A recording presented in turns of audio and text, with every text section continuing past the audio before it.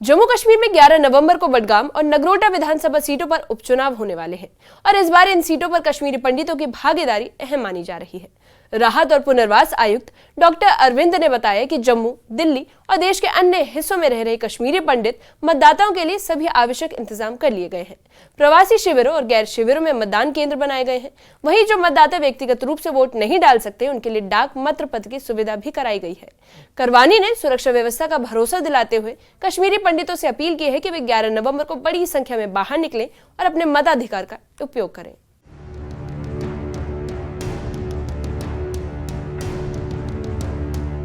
बडगाम और नगरोटा की सीटों पर 11 नवंबर को उपचुनाव होने हैं। प्रशासनिक स्तर पर तैयारियां जोरों पर हैं। इस बार कश्मीरी पंडित मतदाताओं की भूमिका अहम मानी जा रही है, क्योंकि बड़ी संख्या में प्रवासी वोटर भी लोकतंत्र के इस पर्व में हिस्सा लेने जा रहे हैं। जम्मू, दिल्ली और देश के अन्य हिस्सों में बसे कश्मीरी पंडितों के लिए खास व्यवस्था की गई है, ताकि कोई भी मतदाता वोट डालने से वंचित न रह जाए। 11 नवंबर को 2 असेंबली सीट्स के लिए बाईपोल होने वाले हैं। ये 2 सीटें हैं, नगरोटा की और कश्मीर में बडगाम की। बडगाम सीट की अगर हम बात करें तो बडगाम सीट पे कई कश्मीरी पंडित, माइग्रेंट पंडित जो कि इस वक्त जम्मू में, दिल्ली में या कहीं और जगह पे रहते हैं, उनको भी वोट डालना है बडगाम सीट के लिए। क्योंकि अगर हम कश्मीरी डिस्प्लेस्ड लोगों की बात करें तो उनके जो वोट है, वोटिंग राइट्स तो हैं, लेकिन वो अपनी स्पेसिफिक कॉन्स्टिट्यूंसी में ही जो उनके कैंडिडेट वहां पे खड़े होते हैं, उन्हीं को वो वोट डाल सकते हैं। मीन्स की जो बडगाम सीट के लिए जो पोलिंग है 11 नवंबर को, उसमें कश्मीरी पंडित विस्थापित जो समाज है वो जम्मू में, दिल्ली में या कहीं और भी उनके लिए वोट डाल सकते हैं बडगाम में जो कैंडिडेट उठे हैं। राहत और पुनर्वास आयुक्त डॉक्टर अरविंद करवानी ने बताया कि प्रशासन ने सभी जरूरी इंतजाम पूरे कर लिए हैं। जम्मू के प्रवासी शिविरों में कई मतदान केंद्र स्थापित किए गए हैं, जबकि गैर शिविर क्षेत्रों में भी पोलिंग बूथ की व्यवस्था है। साथ ही जिन मतदाताओं के लिए बूथ तक पहुंचना संभव नहीं है, उनके लिए डाक मतपत्र की सुविधा उपलब्ध कराई गई है, ताकि हर आवाज चुनाव में गूंज सके। कश्मीरी माइग्रेंट समाज है जो डिस्प्लेस्ड है और अपने जो उनका कॉन्स्टिट्यूंसी है, जो वैली में उनकी कॉन्स्टिट्यूंसी है, वहाँ पर हालात की वजह से वोट नहीं डाल पा रहे हैं, तो उनके लिए ये सुविधा जो है जम्मू में, उधमपुर में, दिल्ली में या दिल्ली से बाहर जो रह रहे हैं, उनके लिए हर बार जब भी कोई इलेक्शन होता है तो उनके लिए एक स्पेशल अरेंजमेंट आता है। तो उसी हिसाब से जैसे ये बाई इलेक्शन अनाउंस हुआ बडगाम असेंबली कॉन्स्टिट्यूंसी का, तो इस बार भी इलेक्शन कमीशन ऑफ इंडिया ने एक स्पेशल स्कीम जो है इन कश्मीरी माइग्रेंट्स के लिए वो स्पेशल स्कीम नोटिफाई की है।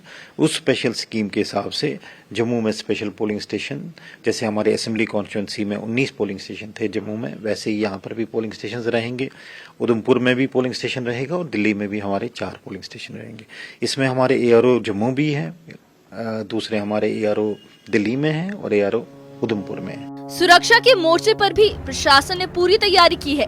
राहत और पुनर्वास आयुक्त डॉक्टर अरविंद करवानी ने ये भरोसा दिलाया कि मतदान के दिन सभी पोलिंग बूथों पर पर्याप्त सुरक्षा बल तैनात रहेंगे। प्रवासी इलाकों में CCTV निगरानी और क्विक रिस्पांस टीमें भी मौजूद रहेंगी। उन्होंने मतदाताओं से बिना किसी डर या झिझक के मतदान केंद्रों तक पहुँचने की अपील की, ताकि लोकतंत्र की ताकत एक बार फिर दिख सके।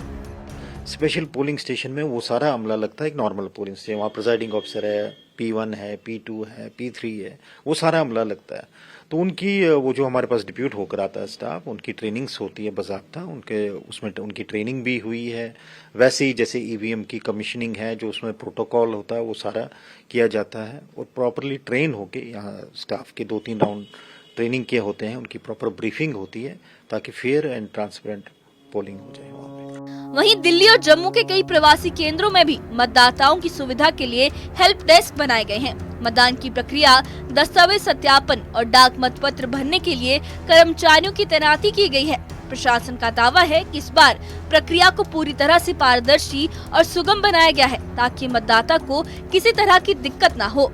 ये हमने ड्राफ्ट एक्सट्रैक्ट रूल डाला पब्लिक डोमेन में, क्योंकि हम जोन के हिसाब से करें, जो जो जोन में रजिस्टर्ड है उसके जो नजदीक जो है पोलिंग स्टेशन, ताकि किसी भी सूरत में उसको कहीं 2 किलोमीटर के दायरे के अंदर ही वो पोलिंग स्टेशन मिले विद इन 2 किलोमीटर्स में, उससे बल्कि उससे भी कम है। जैसे जगती में भी आप देखोगे, वहाँ पे जगती कैंप है, तो वहाँ हमारा हायर सेकेंडरी स्कूल भी है, मिडिल स्कूल भी है, तो हमारी कोशिश रहती है विद इन फ्यू 100 मीटर्स जो है उसको कन्वीनियंस मिले वोटर को। डॉक्टर करवानी ने कहा कि सरकार चाहती है कि ज्यादा से ज्यादा प्रवासी मतदाता मतदान में हिस्सा लें ताकि लोकतंत्र की भागीदारी और मजबूत हो।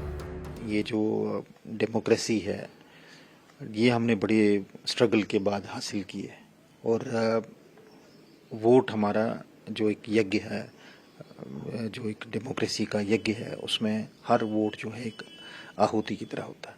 तो हर वोटर को ये समझना चाहिए कि एक रिस्पॉन्सिबल सिटीजन इस कंट्री का होने के नाते मुझे वोट ज़रूर डालना चाहिए। ये आपका एक राइट है। एक एक कतरे से ही समंदर बनता है। कोई सोचे कि पता नहीं मेरे वोट से क्या असर पड़ेगा, लेकिन एक एक कतरे से समंदर बनता है, और एक एक वोट की अहमियत से आपकी इम्पोर्टेंस बनती है। बडगाम और नगरोटा के उपचुनाव सिर्फ 2 सीटों की लड़ाई नहीं, बल्कि लोकतांत्रिक भागीदारी की एक बड़ी मिसाल बनने जा रहे हैं। प्रशासन की तैयारियां पूरी हैं। अब बारी है जनता की कि वो लोकतंत्र के इस उत्सव में बढ़ चढ़कर हिस्सा लें और अपनी आवाज को और मजबूत बनाएं।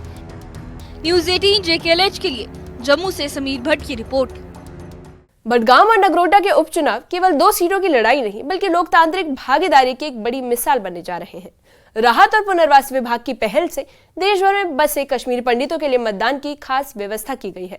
जम्मू और दिल्ली समेत अन्य राज्यों में बनाए गए इन खास मतदान केंद्रों से ये उम्मीद जताई जा रही है कि बड़ी संख्या में प्रवासी कश्मीरी इस चुनाव में हिस्सा लेंगे। वहीं सुरक्षा एजेंसियों ने भी शांतिपूर्ण मतदान का भरोसा दिया है, और अब सबकी निगाहें इस बात पर टिकी है कि क्या इस बार कश्मीरी पंडित समुदाय पहले से ज्यादा सक्रिय होकर लोकतंत्र के इस पर्व में अपनी मजबूत उपस्थिति दर्ज करवाएंगे।